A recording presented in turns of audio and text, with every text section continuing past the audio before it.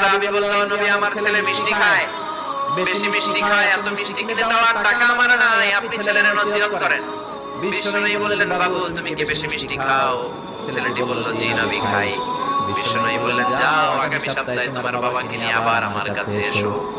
বিশ্বনবী পরের সপ্তাহে ছেলেরে বললেন, ও ছেলে মিষ্টি বেশি খেও না, এত বেশি মিষ্টি খাওয়ার টাকা দেওয়ার টাকা তোমার বাবার নাই, কম কম খাবা, তাহলে তোমার বাবার উপরে ihsan হবে।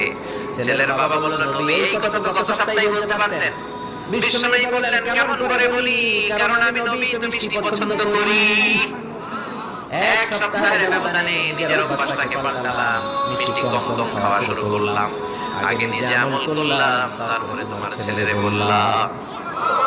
সুবহানাল্লাহ বাড়িতেছে কি রহমতের নবী, কি বরকতের নবী, নিজে কিছু আমল না করে অন্যরে বলতেনই না। সুবহানাল্লাহ।